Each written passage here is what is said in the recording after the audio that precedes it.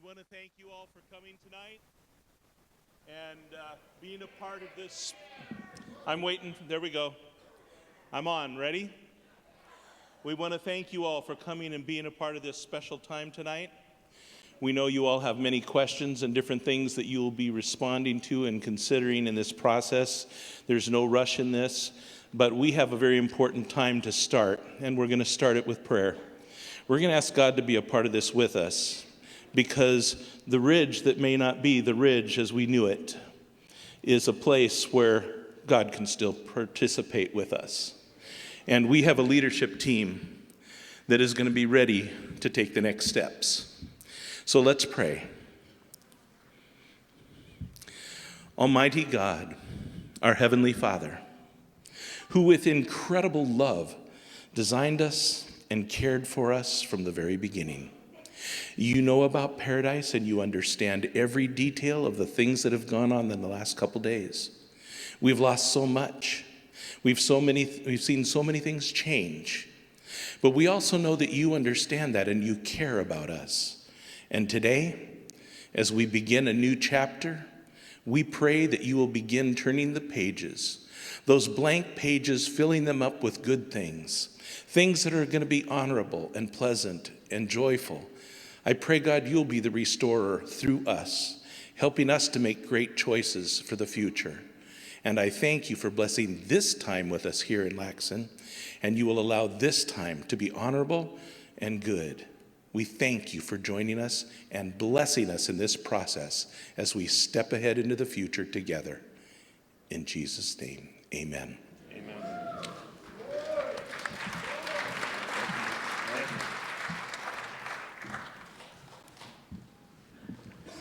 Good evening, everyone, and thank you for coming. I'm Jody Jones, Mayor of Paradise. We're here today to update you on the status of the campfire. We understand that you're scared, you're tired, and you want answers. And my hope for today is that you receive answers to your questions and you have more clarity on what the future might hold. On behalf of the town, I would like to thank our partners at the county, the state, and the federal level for their continued support throughout this disaster. I'd also like to thank all of you for your patience, as well as your continued efforts to support each other. As the thousands of firefighters and emergency responders continue to battle the campfire, I want to take a moment to acknowledge that they are now part of our community. Our hearts go with them, and they will always be a part of our community. We're incredibly grateful.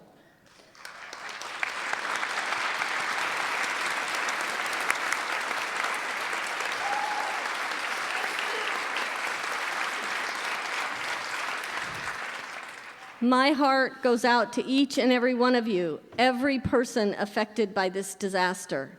I know that many of our emergency response personnel and their loved ones have lost their homes, and yet you are still showing up to bravely serve our community.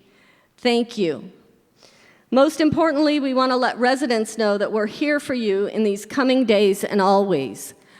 I had someone say to me today, "What are you the mayor of? Ashes?" And I said, no, we still have our people. And ashes were not made in the image of God. All of you were.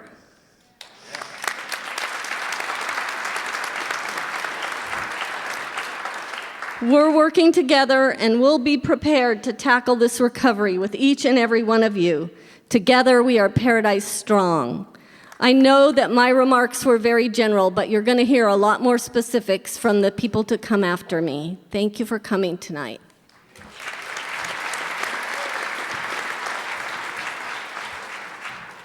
I'm Lauren Gill, Town Manager for Paradise. As the Mayor just mentioned, we have a lineup of the people that you want to hear from.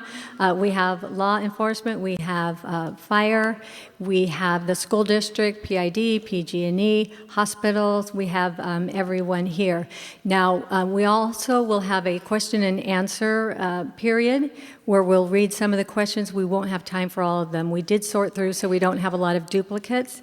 But if we don't get to all of your questions, please know that after this meeting, we're going to be out front, each and every one of us, all the experts. We're going to be talking to you and answering your questions, and hopefully everyone will leave here and at least know a lot more, if not feel a lot better. But again, I apologize for the lack of information that's been out there initially. But we have been feeding the news stations with all of our information. Normally we put it on our website, on our Facebook page. Well, communications were down. We didn't have our website. We don't have our communication. Plus, all of our emergency and public safety workers in town, most of them have lost their homes. Most, if not all, as with the entire council has. So we're all in the same boat here. And we are working as fast as we can and as hard as we can to get the information that you need to you. And so what we are doing is using social media. We're going to push out a lot of information on the town's Facebook page, and you can share it with your friends and get the word out. But remember, we always do a press release to the press.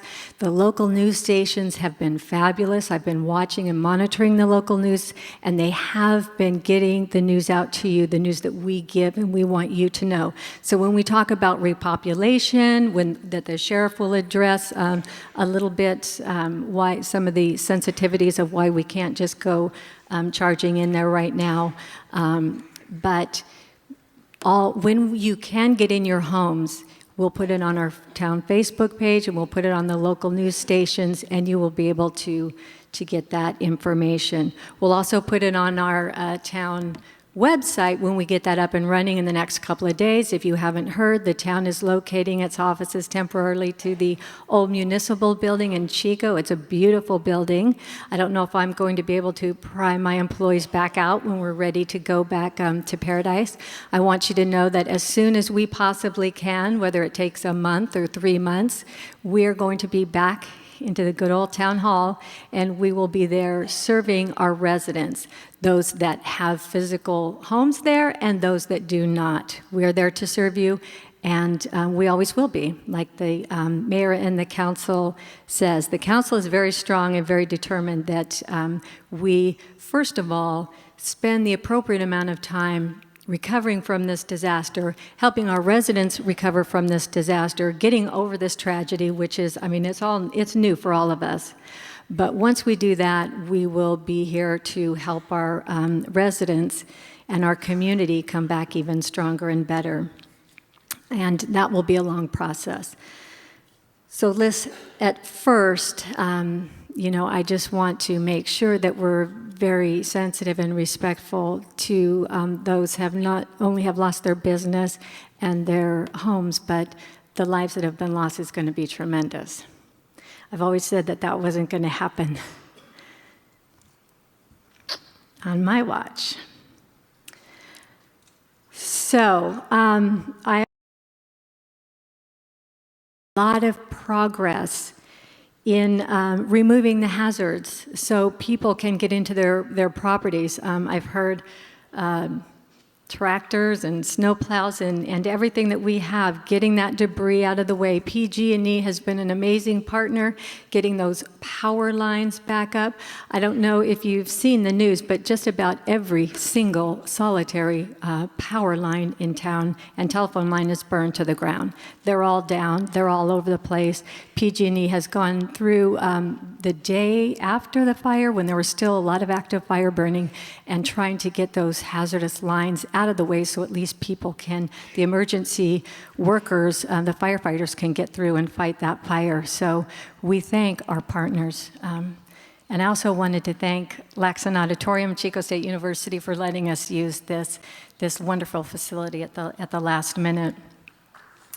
Yeah. So normally putting together a production takes a long time, right? It takes months to put on a nice production. This took like about a few hours, but they did it. They helped us pull this off. So let's see what else I wanted to say about repopulation. Now, again, there's a long process. with removing the hazardous ash. It's a toxic material. We can't just go in there and get it. We will at some point be able to take people in by maybe zones or neighborhoods to either go through their property a little bit lightly. We'll give you the proper protection to do that, or at least go in and check your home. Please know that, and the police chief will talk about this later, we are patrolling the neighborhoods a lot. But as far as repopulation, we don't know the exact date, but there is an environmental process of cleaning up the ash. We can't just go in there and scoop it up and put it in the garbage. So if you have a home and still standing, it might be 1 to 3 months before you can get back into your home. Again, I don't know the exact time. We're working as fast as possible, but I wanted to give people an idea without leaving you in the dark too much, because I know most of you have to make arrangements, living arrangements. Also, well, we all do, right? Every single one of us does.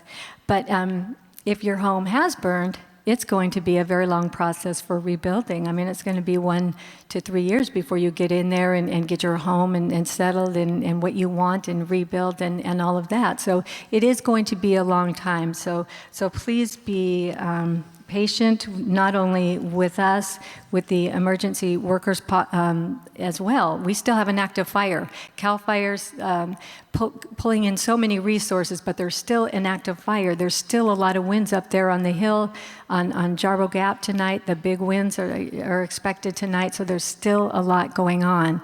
So you can see that we're doing a pretty bang-up job over at the IC. CAL FIRE is to help us in that respect. We have disaster grief counselors and chaplains on hand to help with people who want to speak. Behavioral Health has an access line, 891-2810 for grief counseling. Please reach out and call someone. If you want to call someone, talk to a chaplain, please use that resource. So initially, I put out some information on the town's Facebook page for initial damage reports. That wasn't the whole town. That was a portion of the town. I might have jumped the gun on that a little too soon.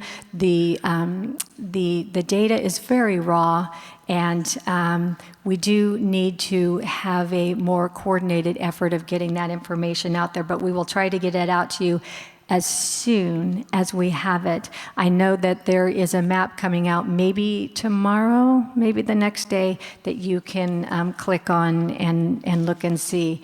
And CAL FIRE is working on that. I have an expert who will tell you all about that process. We are coordinating with CAL FIRE and the sheriff to determine when it is safe to return. First, we have to lift the evacuation orders, and that has not been lifted yet. So in that regard, I am going to sit down and let the experts come up and speak. Thank you very much.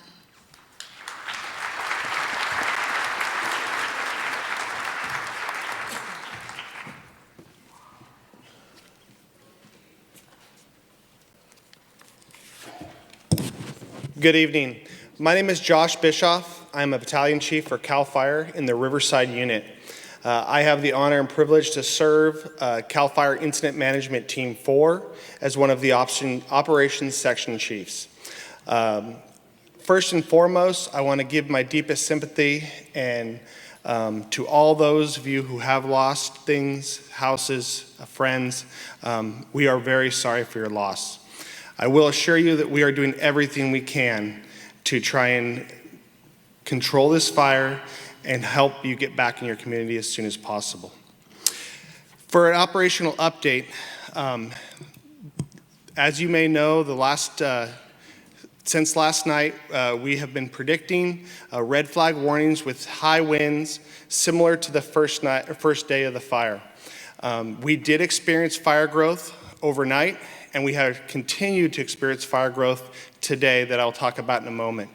Starting at the heel of the fire, up on the 70 corridor, In the Big Bar area, the fire did spread across the Feather River drainage, and we currently have about 2,000 acres slopped over the Feather River drainage, moving up towards the ridge of the ridge above it.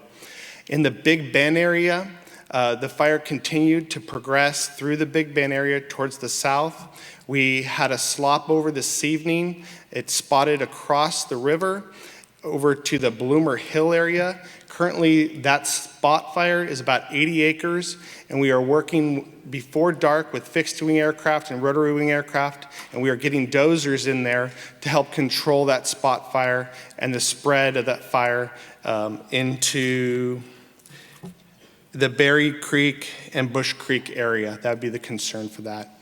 Additionally, we did receive another spot fire across to the Goat Point.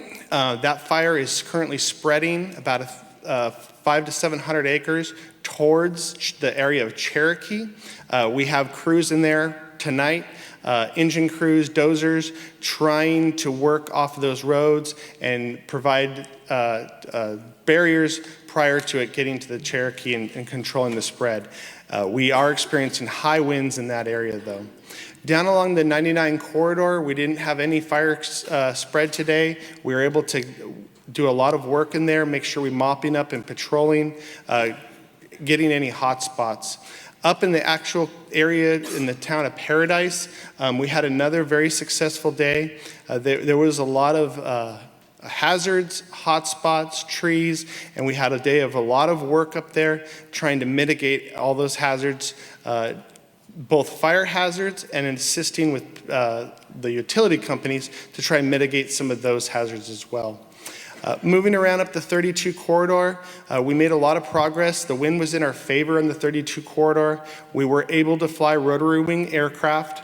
The Santos Ranch area, it's some very steep, rugged terrain between Santos Ranch and Magalia, and we were able to make good progress in there. However, I will tell you there's a lot of work to be done in that area. That's some very difficult, as you know, very difficult, steep, rugged terrain that is difficult to fight fire in. We have a lot of resources, bulldozers, hand crews, and we have been receiving support from the rotary wing aircraft. Up in the southern part of Magalia, we did not experience any spread into Magalia tonight and today.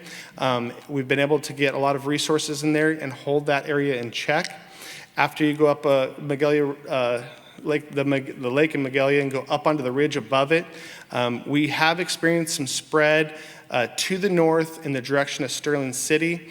We have retardant from our fixed-wing aircraft that have been up there. We've been able to today get rotary wing aircraft in there to try and keep that in check. And as we move across the north part of the fire, headed back down towards the 70 corridor, the middle part up there in a lot of the timberland, we were able to get in there with the fixed-wing aircraft, drop retardant, and currently those lines are holding. However, they are moving slow. Down into the area, the Dixie Road, back down to 70, we were able to, for the most part, hold that with a few slopovers that we've been able to pick up with the rotary aircraft. We did have more success with our aircraft today, and I will tell you that we have planned for tomorrow, we're going to have a mobile retardant plant, so we'll be able to deliver retardant both from the helicopters and from the fixed-wing aircraft. Our goal is to try and stop the spread of any of these areas that are still burning and try and reduce any more loss. It is still an active firefight, and we are still working very hard to try and control the spread of the fire. Thank you very much.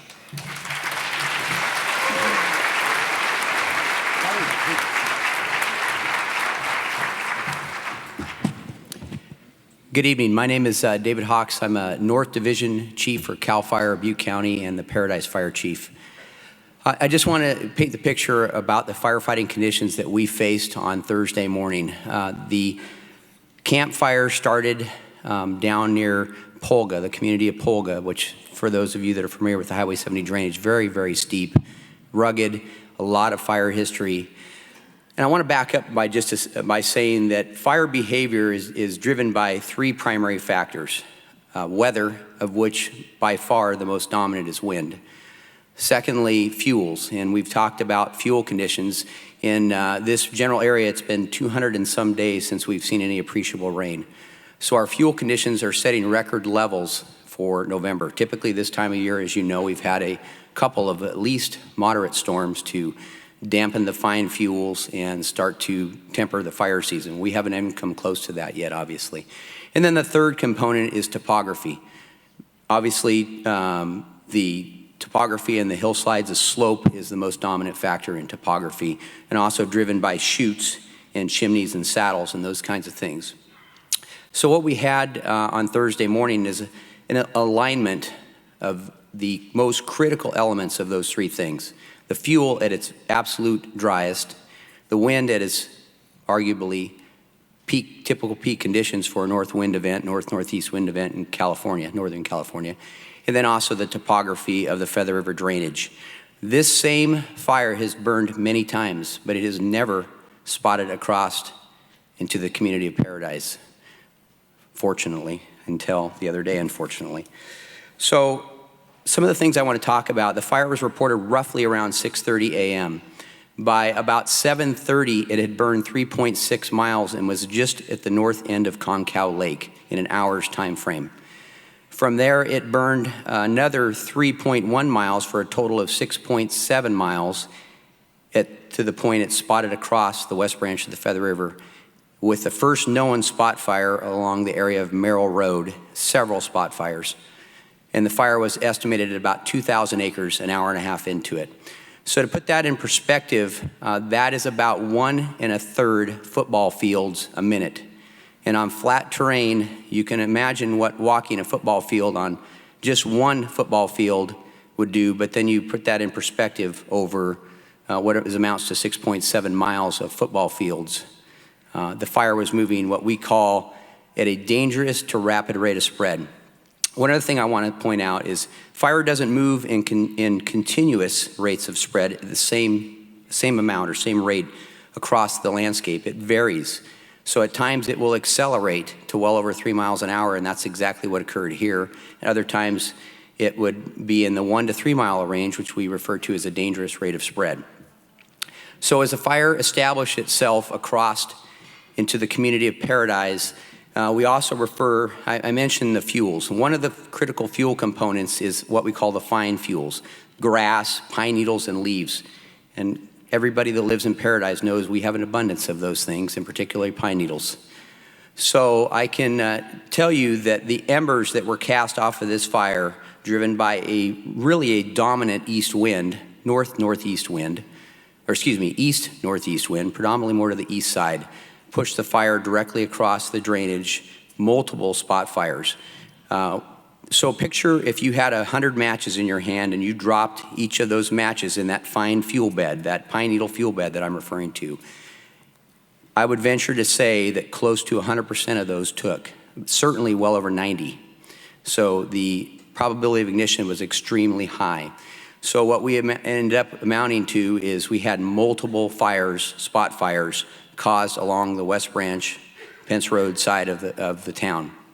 Those spot fires in turn caused other spot fires. And as a matter of fact, as I drove to the fire shortly after 8:30 a.m., I came upon a spot fire that's roughly 2/3 to 3/4 of a mile interior of town.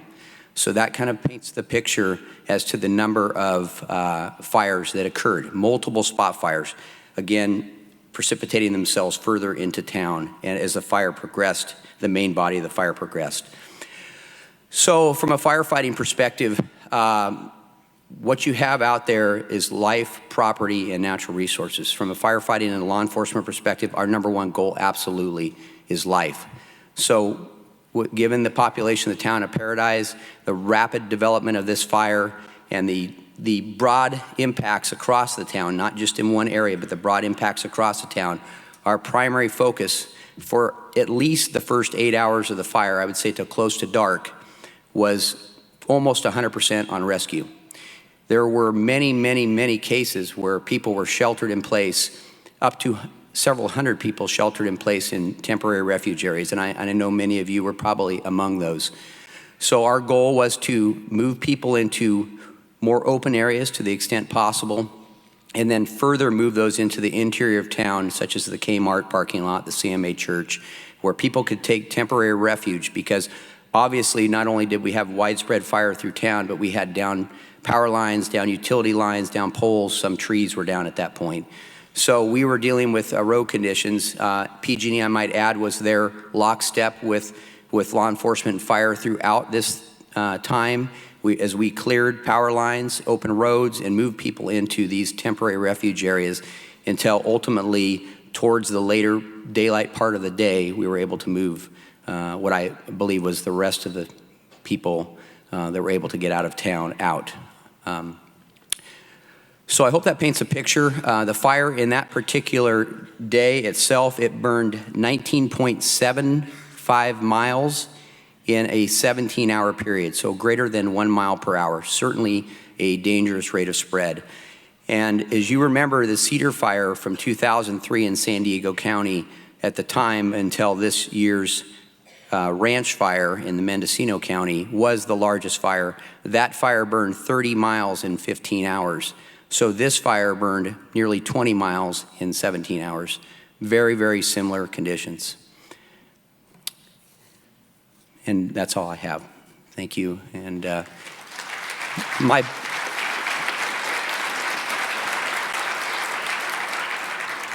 wishes go out to all of you. I was born and raised in Paradise, and I want to see Paradise strong and back to where it was before. Thank you.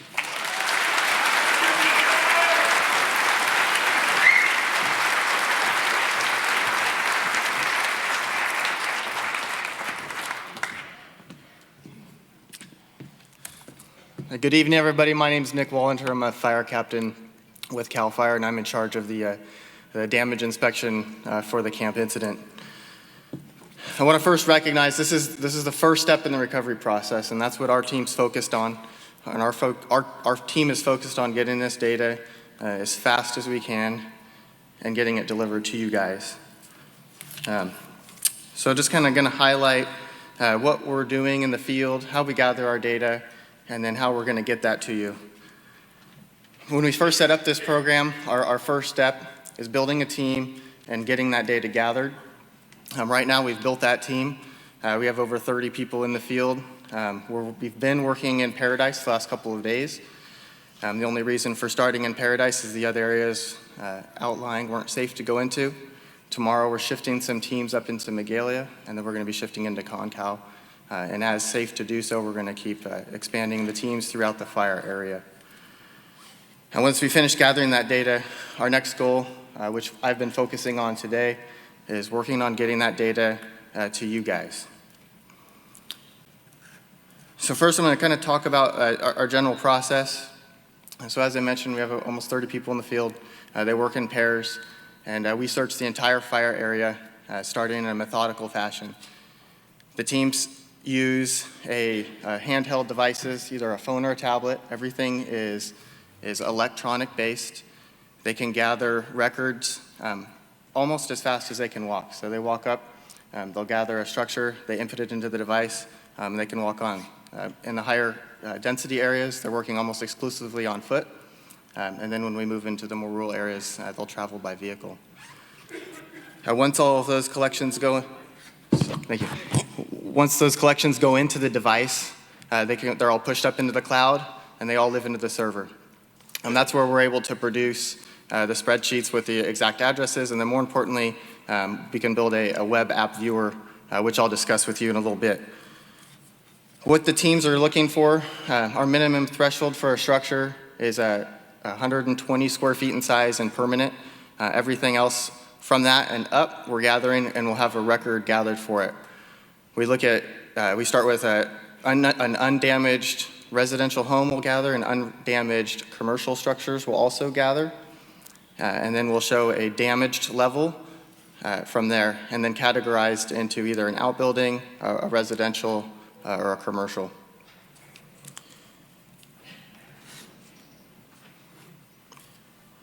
So then moving forward with all of this data, as I mentioned, we want to get it out to the people that it's affecting so that you guys can begin that recovery process. What we've worked on, I worked at the car fire, and I also led the damage inspection for that incident. And we're looking forward to releasing a similar process for that incident. which is basically a website where you guys can log in. It'll have a map showing where all the damaged and destroyed and also the undamaged homes and commercial buildings are located. You can go into a map similar to Google Maps, type in an address, it'll take you to that location, and then the undamaged level will be shown by a visual icon.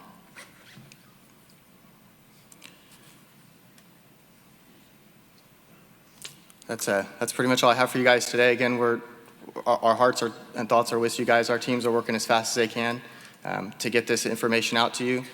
We've been working in close collaboration with the town of Paradise and Butte County so that we're all in a coordinated fashion to get this information to you guys as fast as possible and again, begin that healing process and recovery and move forward from this. Thank you.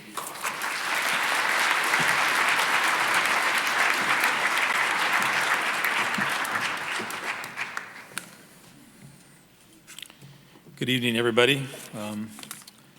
My name is Corey Honey, and I'm the sheriff, coroner of Butte County. I'm your sheriff. Well, thank you.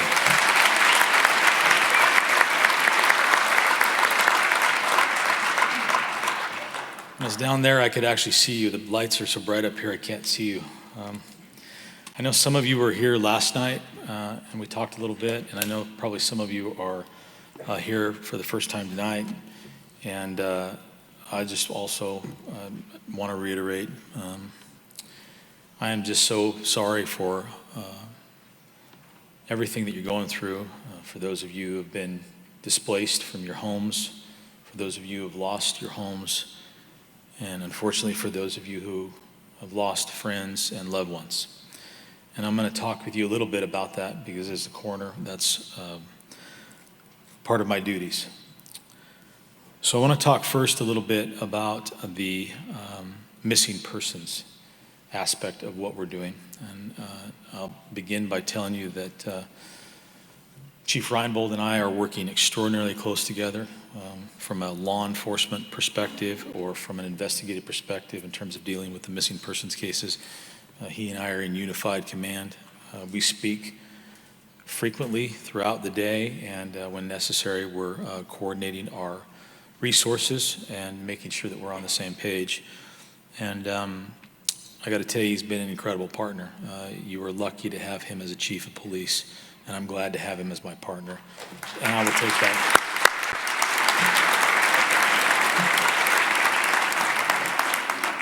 I will also tell you that you have a fantastic police department, and they're battered and bruised like you guys are. But I've had an opportunity to go out and meet with them and speak with them and see them in action. I was out there today, and they are out there protecting you. They are doing the job.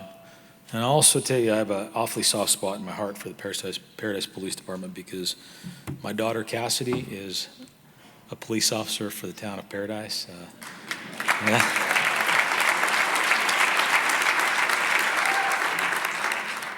She's only been on the job for about a year, but I'm awfully proud to have her doing that. I'm glad that she's serving your community, and I'm particularly proud of the fact that she's serving your community during this incredibly difficult time. So I want to begin by putting this in perspective.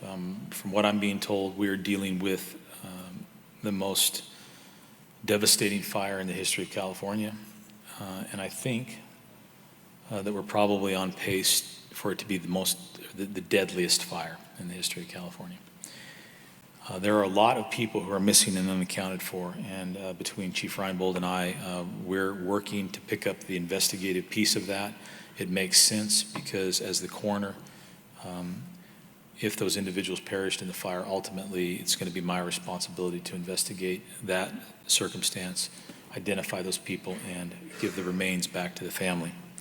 So as of today, we have established a system whereby people can call in and report a friend or loved one missing. We set up a hotline today with 3 different numbers. Those numbers are 530-538-6570. and 530-538-7544 and 530-538-7671. We know that we have been having people call our main business line at 530-538-7322, but we only have so many lines and we only have so many dispatchers, and so there's been busy signals and long waiting periods, and that's why we've opened up this hotline, and we're staffing it with people so that hopefully you don't have to wait for very long for someone to answer that. If you believe that you have a friend or loved one who is missing and you haven't been able to reconnect with them or recontact them, then I want you to call one of these numbers and report that person missing. I want to start by saying, please do your best to try to connect with that friend or loved one first through whatever channels you have available to you, or by checking the safeandwell.org website. Did I get that right? Is that the right? Did I say that one? Safeandwell.org. Yeah, thank you. Safeandwell.org. Check that first. Forgive me, guys. I'm a little rummy, so it's a little hard to remember some of this stuff. So check that first, and if you're unsuccessful, then call and make a report. A detective will be assigned that case, and we'll start working to determine whether or not we can find the individual and hopefully get you back into contact with them. We have had some good success at that so far. Right now, currently, we have 228 cases pending where we haven't yet been able to determine where the person is or connect them with the people that reported them missing. That is down. We've received hundreds of calls, and as a result of the investigative efforts of the detectives, we've ultimately been able to reunite or locate 107 people. So we are actually working through that. Thank you.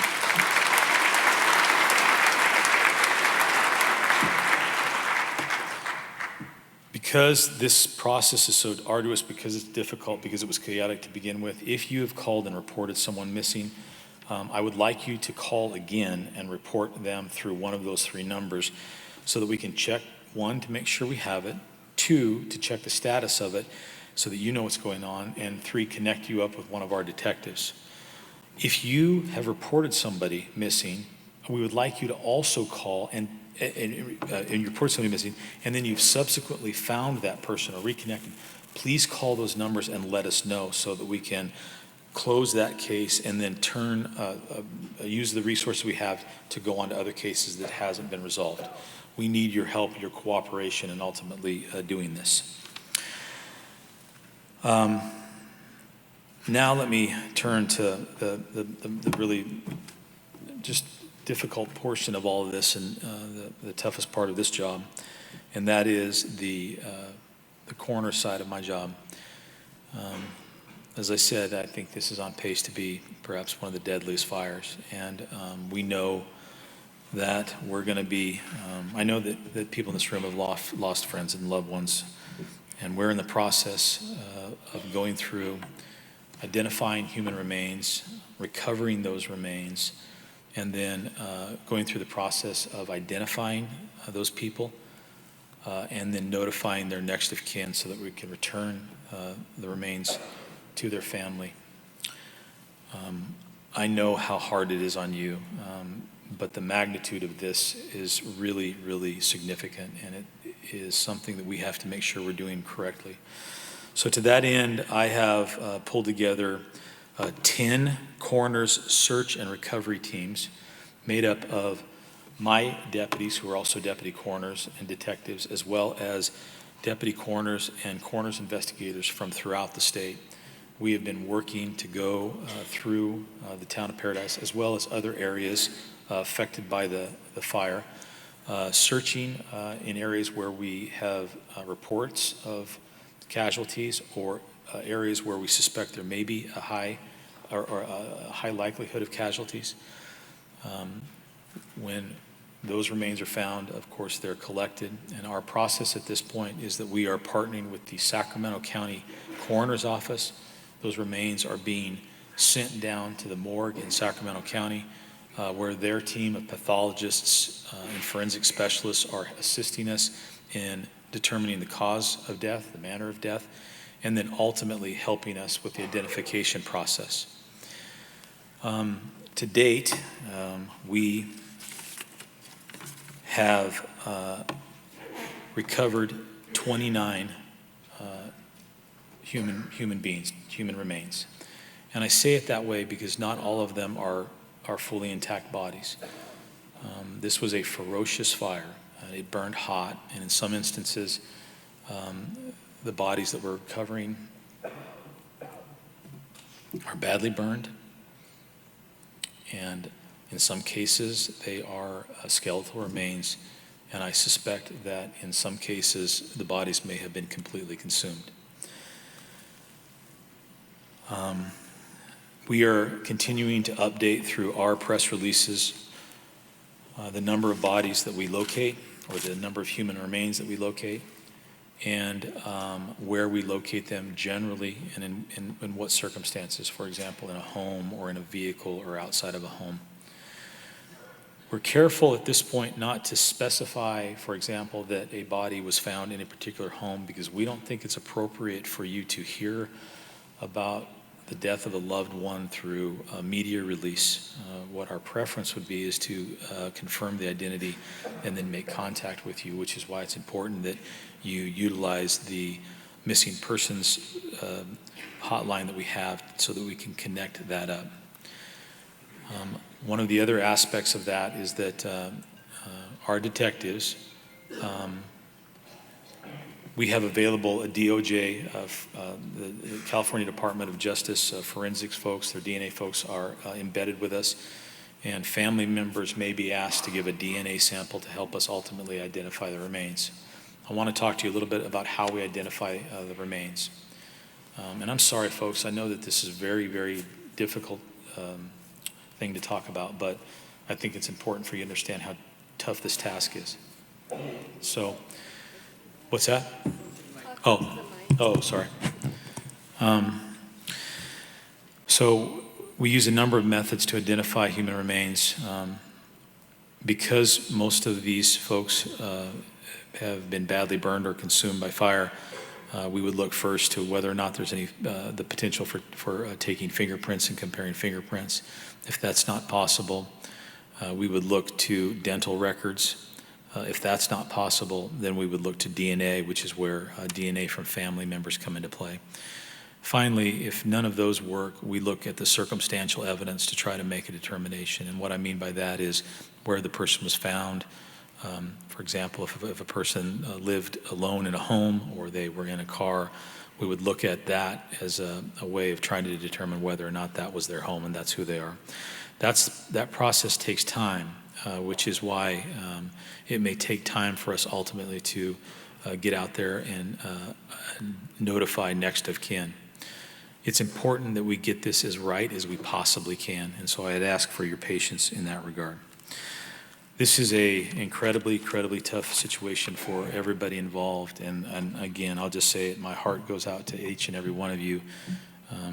You are my people. I'm the sheriff of everybody in Butte County, including the residents of the Ridge, and you know my special connection to your police department. I'm proud to be your sheriff. I'm proud to serve.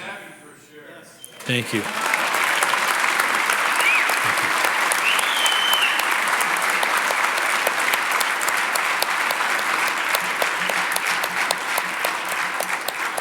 And I wish that we weren't doing this.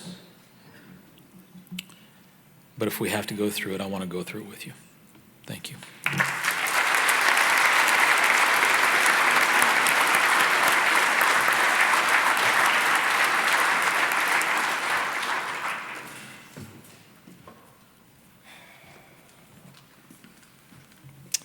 Good evening, folks. My name is Eric Reinbold, the Paradise Police Chief. It's very sad to be standing up here in front of all of you. My heart goes out to each and every one of you. I've been affected by this fire as well as many, if not more than half of my employees. However, having said that, even though 17 of my employees have lost their homes, they have showed up for each and every one of their shifts. They've been held on, and none of them have had any time off. They're committed to serving our community, keeping our community safe, and working around the clock answering calls for service. As many of you has called in and asked to see if your home is still standing, if we know what the whereabouts of a friend or family member, and that's primarily been the calls for service that they've been responding to. Having said that, around the clock, we have at least 15, if not 20, officers, deputies, California Highway Patrol, state officers and federal officers patrolling our community. While answering calls for service, they're also looking for suspicious vehicles, contacting people walking in neighborhoods, and standing outside of homes. The homes that are left and people outside of them are typically determined to be the homeowners that are just keeping watch over your homes that have been left, or the remains of homes that they don't want anyone rifling through and taking anything that may remain. Having said that, we have made some arrests. Yesterday, an El Dorado County deputy noticed a suspicious vehicle and contacted the occupants that were from Oregon and Nevada, and we determined they had no business being in our town, and they both got arrested. One of them had a loaded firearm.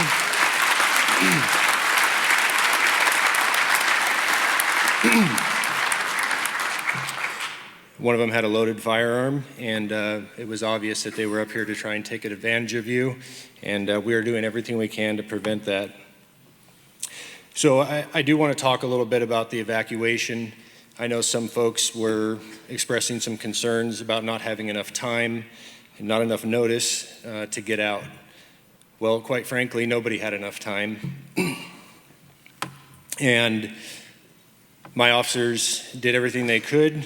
We called on our allied agencies, the Sheriff's Office, CHP, Probation Department, everybody that was at work rushed to the Paradise area to help us with evacuations. Our county partners, Public Works, our town Public Works, everybody pulled together to implement our evacuation plan. Now, of course, this incident was chaotic. We couldn't keep up with it, and it seemed that everybody was evacuating at once. I understand that there's some concerns. What I'm trying to do is explain to you that we did everything we possibly could. Myself and the sheriff were out directing traffic at one point. We were coordinating getting the contraflow down the Skyway in place, and the CHP was helping us at the bottom of the hill on 99 getting everybody out. So I want to say that the majority of the citizens were patient and understanding, and I even had folks helping us direct traffic, and we did our best to get everybody out in a timely manner. So currently all of the roads to the town of Paradise are going to remain closed for access of citizens. As the sheriff's discussed, we have a lengthy process in our missing persons cases, as well as working with the utility companies to continue to abate hazards and work on the restoration of utilities and making our town safe for re-entry. And just want to point out a couple of other things. We will still be running our operations center. The Paradise Dispatch will be operating out of the Sheriff's Office in Oroville, but we are committed to serving the public and coming back and being back in our police department in the town, continuing to serve you. I will be around afterwards for questions, and again, I'm sorry for everyone that's affected by this, and we'll continue to work alongside you to rebuild our town.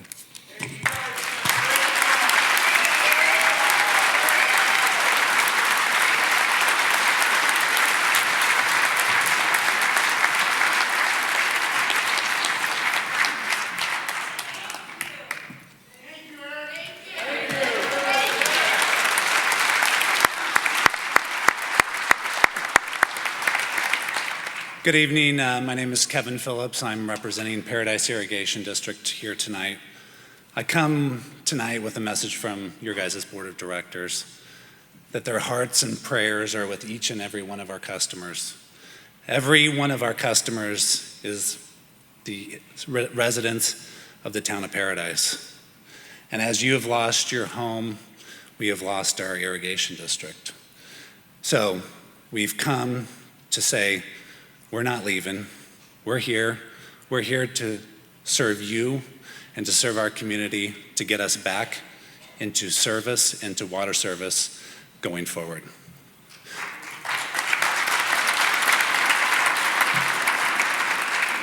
I'm going to handle a few of the operational type of things. For customers worried about calling the office to cancel service, there's no need to. We understand. We understand. We understand everybody has turned off their water, and if it's still running, we're going to turn it off for you. Just to give you a sense of what we've been accomplishing and where we're going. On Thursday morning, we had 2 treatment operators show up to work like any other day. And as the clock ticked, we knew things were bad in town, but we didn't know how bad. It started burning and burning, and it burnt off all the telemetry of our tanks, of all of the communication back to the treatment plant. And so the treatment plant staff, the 2, never left. They stayed. They stayed until Friday morning, until the fire was burning up into Magalia, before they actually left the treatment plant.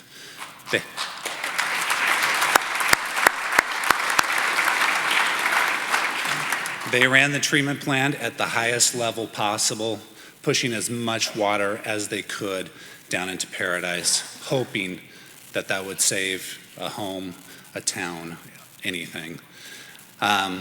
As the fire came through and burnt homes and burnt businesses, those lines just opened up, and all we had was water flowing down the street, and that created some fire suppression issues.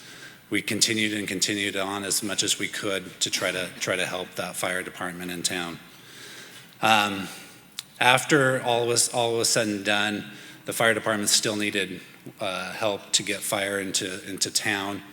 So on Sunday we had crews up into Paradise, and we were turning off valves all over town to make sure that we could get water down into Station 81 for the fire department to grab water to help with any type of structure fires that might flare up again.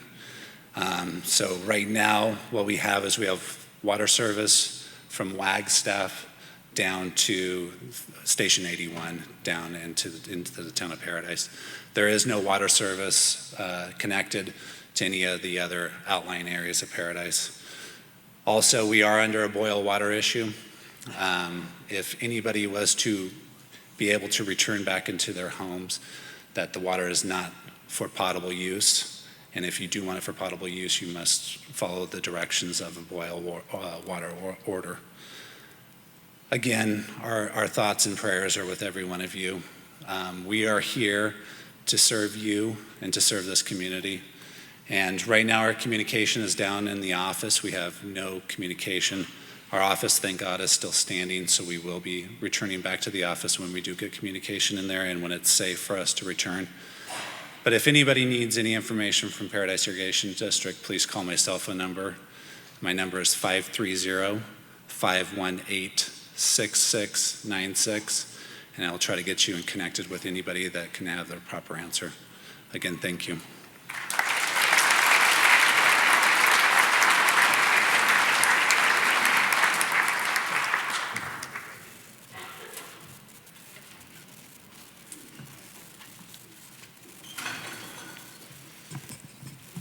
Good evening.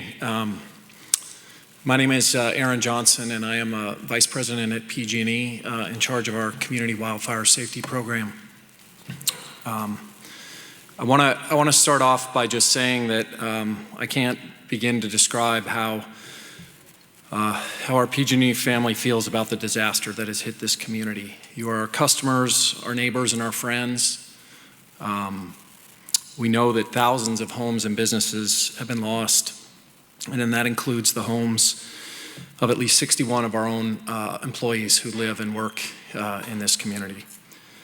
Our hearts are with all the communities that have been affected by the Camp Fire. We recognize that the loss of property and life is really staggering. Our Emergency Operations Center is open.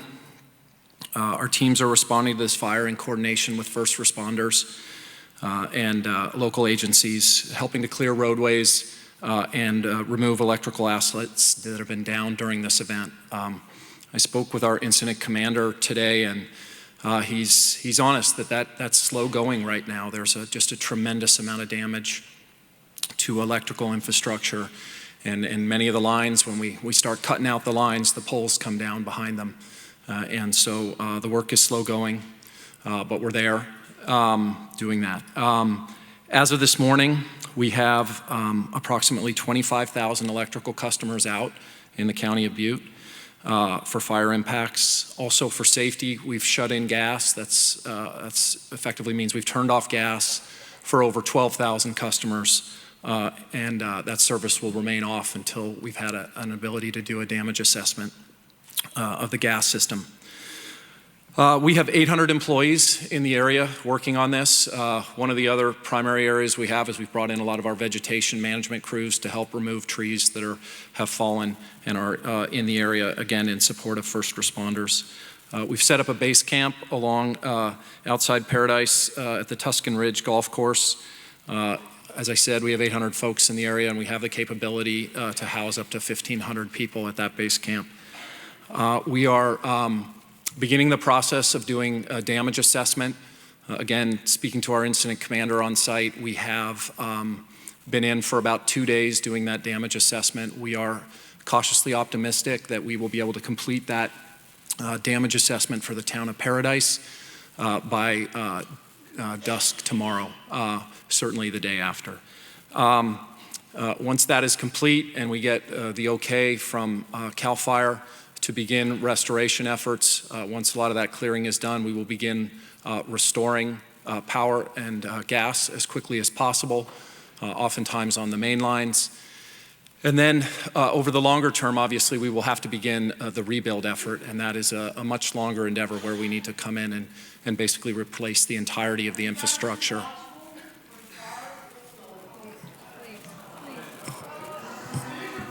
Please do not call out questions. We'll have time for questions and answers. Please be respectful to our speakers.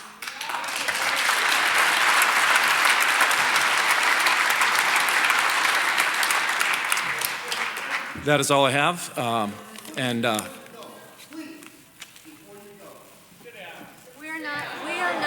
We are not accepting any questions right now. This is not how we conduct meetings in the town.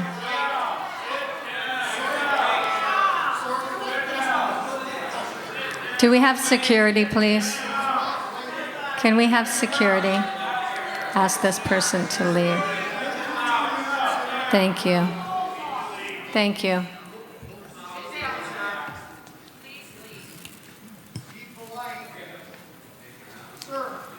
So again,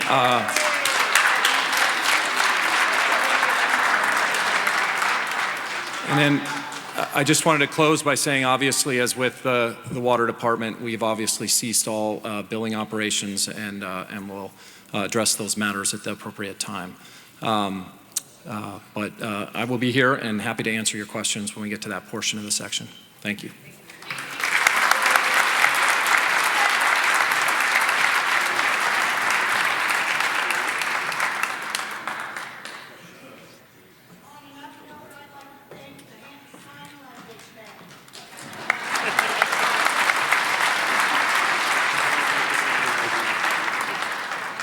Good evening.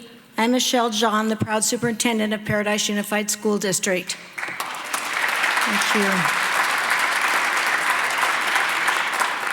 Like all of you, we are heartbroken over what has occurred in our community that we love so deeply.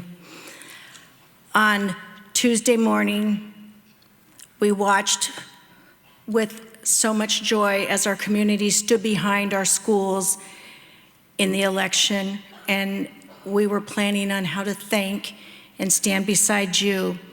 It was the highest of the highs and Thursday morning was the lowest of the lows.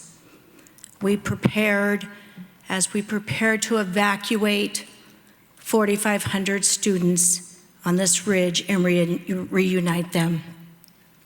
I'm sure most of you have seen pictures of our bus on the side of the road that we stopped and literally threw children into cars and another bus that was coming down the road. Our staff never left the sides of their students. Thank you.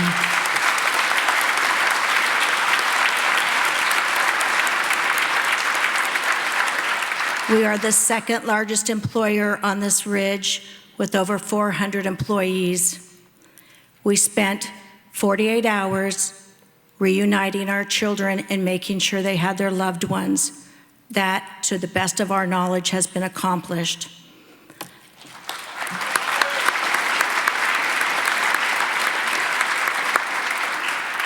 Now we are working with the governor and the State Department of Education to assess our schools. As you know and you've seen on TV, as of most of your homes, it is not good news. We have lost Paradise Elementary completely, Ridgeview High School completely, Honey Run Academy completely. There has been significant damage to Ponderosa Elementary. We have lost East 6th and Creekside and a portion of Paradise Intermediate. Cedarwood and Pine Ridge seem to be in good condition at this time due to our ever thankful firefighters and first responders.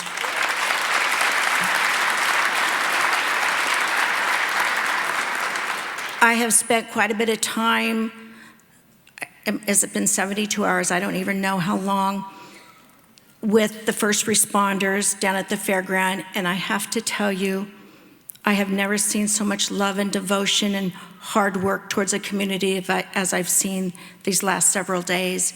You are proud, you need to be proud to be part of this community.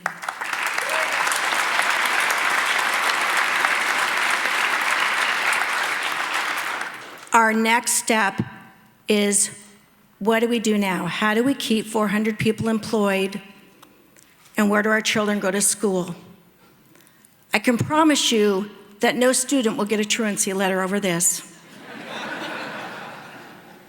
We are working carefully with the Butte County Office of Education, who has been wonderful to us.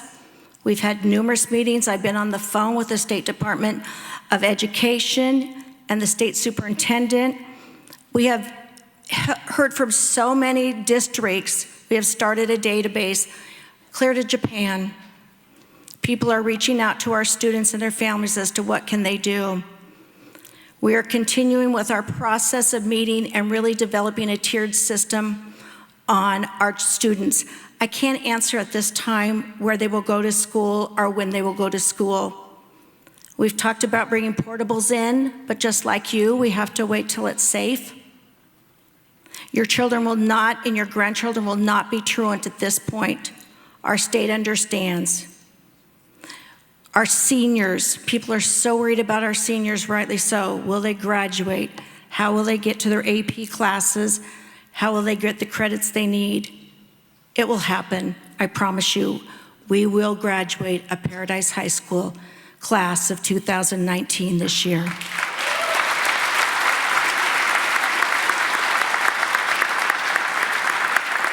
Once again, I don't have a lot of answers, but please know we are working around the clock on behalf of the students and the families of the Ridge, and I am so proud to be a part of you. Thank you.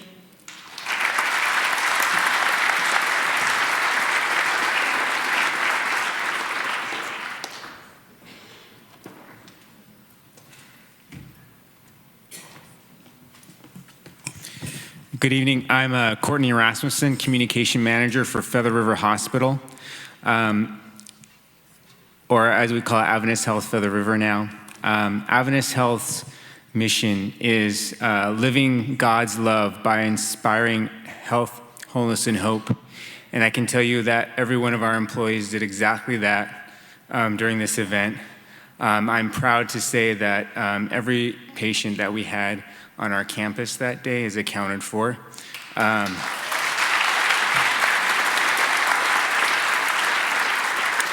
As we all know, it was a very quick acting event, and our employees, our providers all acted very quickly to get our patients to safety as quickly as possible, doing what it took, putting their own lives at risk first, knowing that getting these patients to safety meant that they might not see their families so that these patients could.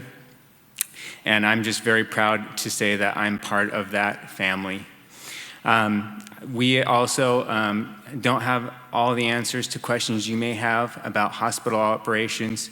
We are happy to say that many of our locations and facilities around town have good signs of being intact. We are excited because that means that we will be able to serve our town as quickly as possible. Again, we don't have timelines on all of that. We're going to be growing and building together. And I am happy to say that we are working with our agencies, partnering with all our other healthcare agencies to have continuum of care for our patients. I do have some information to share. If you are a patient and you're looking for information, you have questions about your care, you can dial 530-872-2000, and that is our patient information and assistance hotline. That individuals there will be able to help answer your questions and get connected for continuum of care. We are working to reestablish our services in our clinics in Chico and Corning as soon as possible. We will have more information on that as it is available.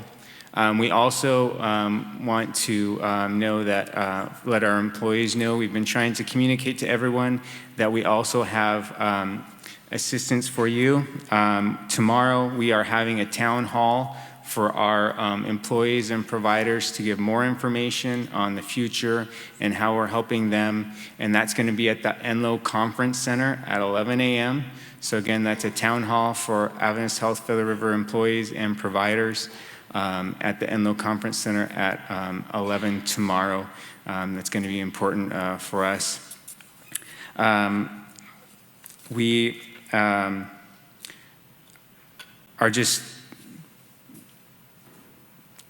blessed to be able to be a part of this Paradise community, the support that we've received, and we're glad that we could serve you during this time and look forward to continuing to serve you into the future.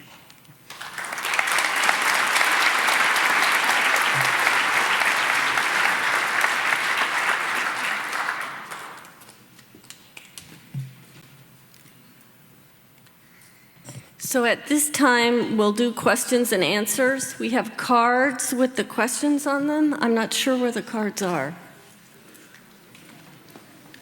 Dina, do you have the cards?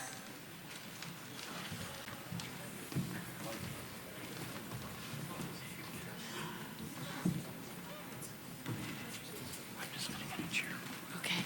So at this time, I'd like all the speakers to come up. As I go through the questions, we'll get the right person to answer them, and I'll stay here, and if you're the right person to please go to one of those mics.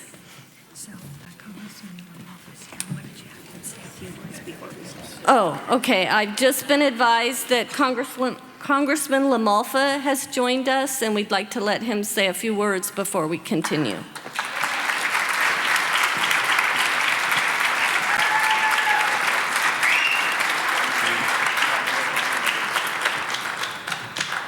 Well, good evening. I was at the fairgrounds a little bit earlier here for a briefing, and then a little get-together with some folks coordinating the amount of supplies coming in, which is overwhelming.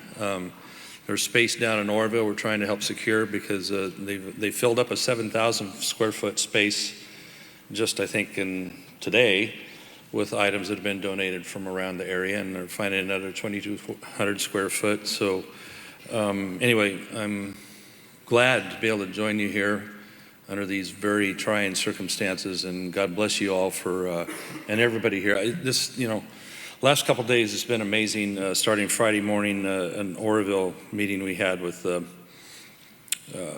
some folks coordinating there. We immediately had a FEMA representative there Friday morning, and then FEMA has joined in yesterday as well with their higher ranking official from Sacramento, same fellow I met up at the car fire at Redding 4 months ago, which shows the coordinated response. Your town council and your manager here, City of Chico really needs to have kudos. I don't know if that was done here earlier, for hosting so much and indeed providing a place for the Paradise Town government to land.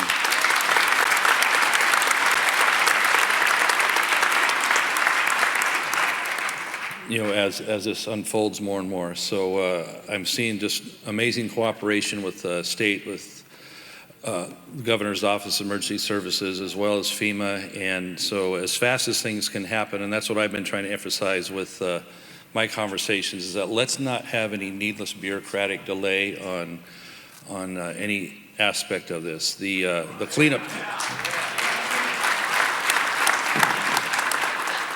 And we're looking to different models for how that could work. Now, one of the factors and one of the most frequently asked questions is how soon can we get back up there?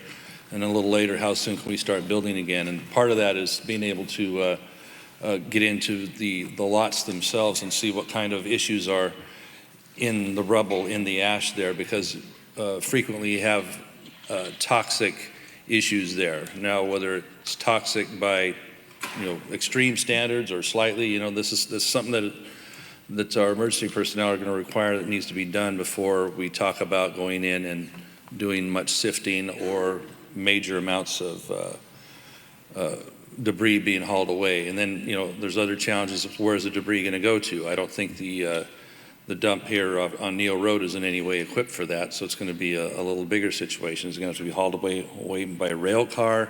These are all things we have to keep working out. But in the interim, most important thing is that the 27,000+ people have a comfortable place to land short term, for the first few days, and then longer term for the interim until we get to a point where we're back on the rebuilding scale. Okay, so I'm confident everybody's doing everything they can with coordination with the state level, the federal level, the emergency declarations that have already been forthcoming on the types of aid that can come, for making sure that money isn't a problem with all the firefighters and all the equipment that comes from all over the state and all over the area. That's not an issue. And then as well as the funding that will come forward for people for their temporary housing, the FEMA grants that can come. In certain situations, you're allowed up to $34,000 per household. Again, there's a lot of nuances that still have to be worked out a little at a time. I'm really pleased to see how quickly the insurance companies have responded with tents at the various shelters. We saw that up at the car fire too. So for people that have that, whatever paperwork you can already get your hands on, start the process. Yes, we don't know today what the exact insurance payout or per lot, per home is going to be, but you can at least get the ball rolling on that and be in the queue for when we can start determining these things with your insurance company and with the issues on site. So it's just going to take patience with all of us, but I think just know that everybody's working pretty well together, and indeed, I'm all about not having delay on this. And talking to our other congressional colleagues, Mr. Garamendi and Mr. Thompson over there, they had an issue obviously with a huge fire in Santa Rosa a year ago, or is it 2 years ago? There's so many, it's so awful. But that you find that getting back in and doing the cleanup and making a lot available again, in some cases have been extremely slow. I was talking with somebody yesterday, there was 150 homes burned in a different fire, and it took a year to have those cleared. But the model that I'm understanding they had over in Santa Rosa was after only a year, they had 70% of them were already on their way to construction. And so that's the kind of model and direction we want to have. And even faster. I'm not one that's satisfied with that length of time, because everybody's living out of their suitcase. They're living in temporary or feeling something that isn't home. And obviously, with the complete loss of an entire town, and in a way an entire culture, these scars will never go away for the people that are immediate residents of Paradise and the neighbors in the county here. You know, we look at Paradise as a respite, a great place to visit. You know, Johnny Appleseed Days was great this year, and it's really a great feeling, and that's going to take so long to rebuild. And those that have lost loved ones, which is still to be determined.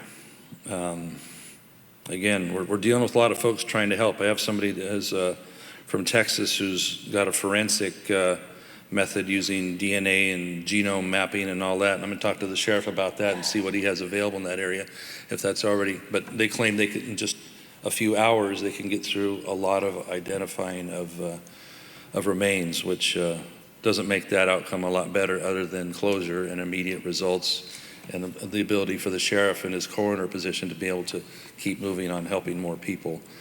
So just know, again, a lot of things are coming together on this, and people are cognizant of the enormity of this. They got huge problems in Southern California and Malibu too, so this gets into a discussion that we need to have later, not too much, but we got to do something about fuel management in this state, in our western states, and have a better chance.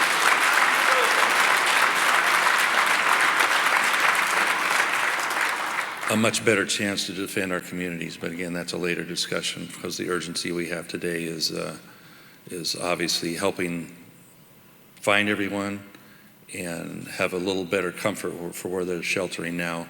So I think I'll step out of the way. My Clint Eastwood eyes are already bad enough from this, from everything going on. But God bless you all. Thank you for your patience. Our sheriff is doing amazing work, and all of our firefighters, Chief Ryan Bold and your council, just commend them and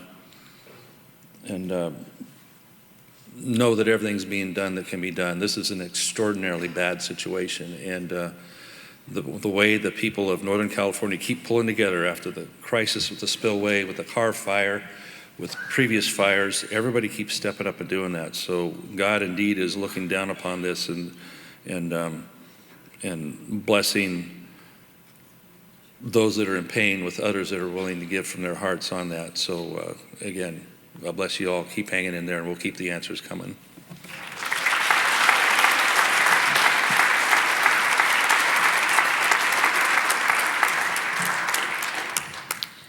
Thank you for your patience. I think we all got a lot of information tonight. I am going to try and answer a few questions. It's getting late, so as Lauren said, we will all stay afterwards, so if you have individual questions, you can come up, and we will have another meeting when we have more information, hopefully within a week or so. So I'm going to start with the questions. For the people that do not have money available right now, could there be some vouchers or for everyday living expenses? And I can answer this question. We have to wait for the federal major disaster declaration, which we were expecting to get today. I actually got a phone call from the White House saying they were hoping to have it out today, but we have not received it.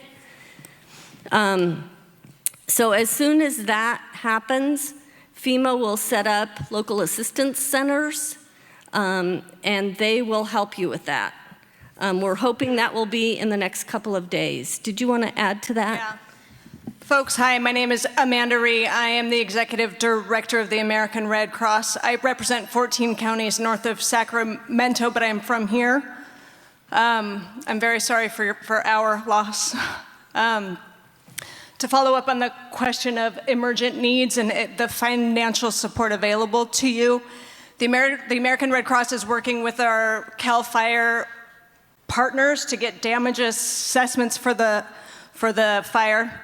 Once that is finalized, and I know we're all working really hard to do that, once that is finalized, you will be able to open case files with the American Red Cross at the LAC, at the local assistance center. I urge you to do that. We will be able to, it's not a windfall sum, it's enough money to help with rent, to help buy shoes, to help furnish medicines, and all of the kind of emergent stuff that you folks need. Thanks. Thank you.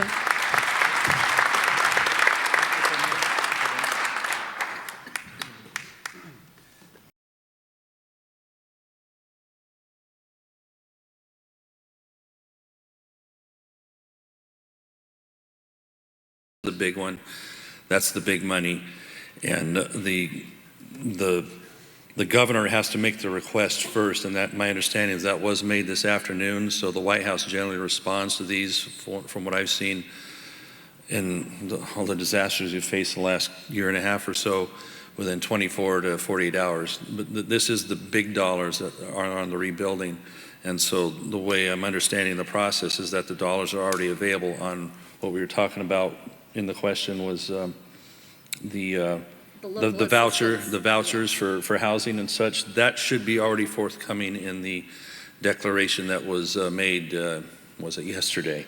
So that shouldn't be a roadblock. It's more of an issue of applying it. I heard you can do it from Airbnb to many other types of housing. Trailers will be, the FEMA trailers will become available. It's the issue is, where do you spot them? Because we don't usually have, when there's a fire, the wipeout of an entire town. And so are those going to be adaptable to the in-place septic systems? Or are we going to have to put them in a different area away from Paradise where there's open space and these things can be accommodated with trailers or other, whatever the variety of housing could be? Motels, my understanding is that a lot of our emergency personnel that normally might be utilizing motels have stood down from that and are instead using camping type facilities, so there are more places for people there. So, you know, hats off to them as well on that selflessness. So.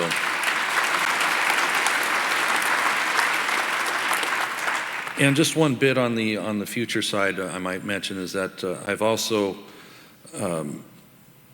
pushed as part of the discussion, when the rebuilding is underway, FEMA money in the past, before some legislation we passed, would have to be used only for rebuilding as is. We saw that in Puerto Rico and the restoration of the power grid there, at least partly. And so what we want to do is push forward if we get immediate emergency dollars from FEMA, that also those could be coupled with other dollars so we can upgrade the community to the true sewer system that is needed there and has been needed for a long time.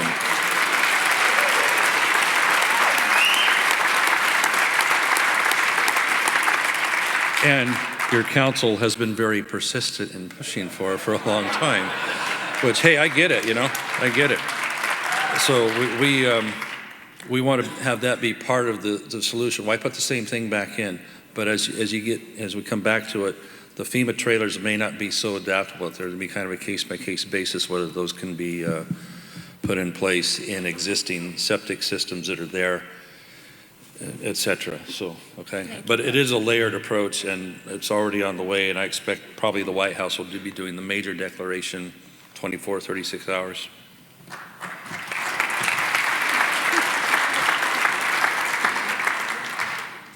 The next question is, are they going to help with property cleanup? Is that through the county? It's actually partly the county has to do some things to do the hazardous materials cleanup, but FEMA does take the major role in terms of debris cleanup once the hazmat is done. They will not go in and clean up your property until you have signed a right of entry. And once they set up their clinics, you'll be able to do that.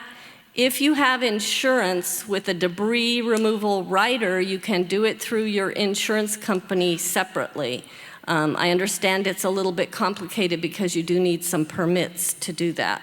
So that will be coming, and FEMA will explain all that. I'm sorry we don't have anyone here from FEMA. Okay, I don't know the answer to this question. I'm hoping someone here does. How will property taxes be evaluated if your residence has been destroyed? Anybody know the answer to that? I can take a stab. Actually, no. Go ahead, Michael. The realtor, pardon me. So I know after My name is Mike Zuccolello, a Paradise Town Council member. I know you can apply to the county assessor's office and for a reassessment, a temporary reassessment based on the condition. So that would be through the assessor's office, but I knew they do that.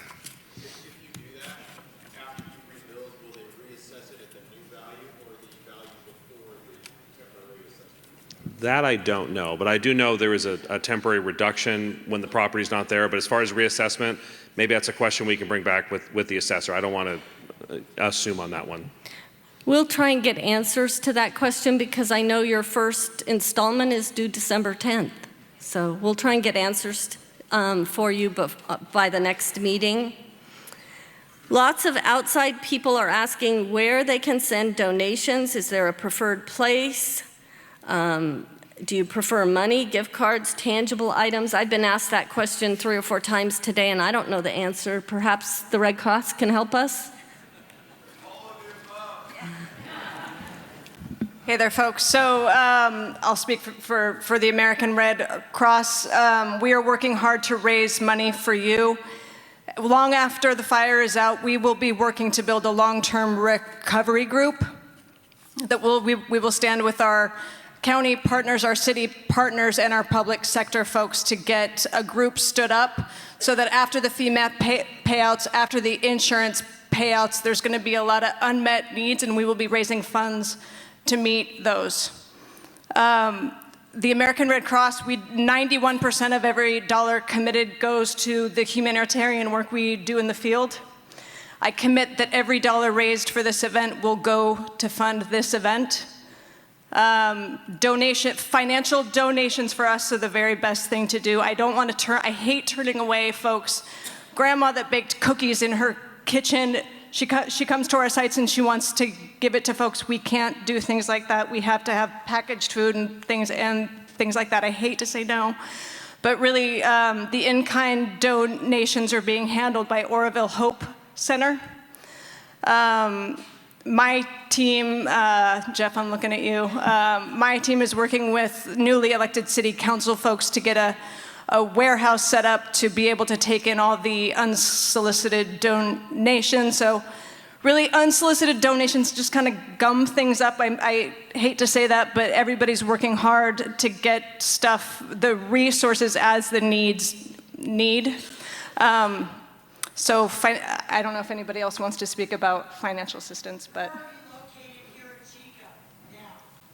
the American Red Cross is posted at all of our shelter sites, neighborhood church, the Elks Lodge on Manzanita. We have an office just on Esplanade. We do not have an office in Oroville. Our shelter site is at the Nazarene Church on Monte Vista. I'll be available afterward if anybody would like to come speak. Thanks. Thank you. I think a lot of the questions... Oh, go ahead, Melissa. Melissa Schuster, Paradise Town Council. I also wanted to mention the North Valley Community Foundation as a place to give funds, and I just looked it up. It's nvcf.org. Thank you.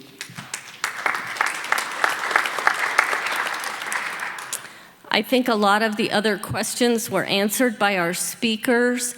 It's 9 o'clock, it's very late. I know you're all tired, so we're gonna all hang around afterwards to answer individual questions, and we will set up another meeting. We'll get the word out in 5 to 7 days or something like that when we have more information for you. Thank you.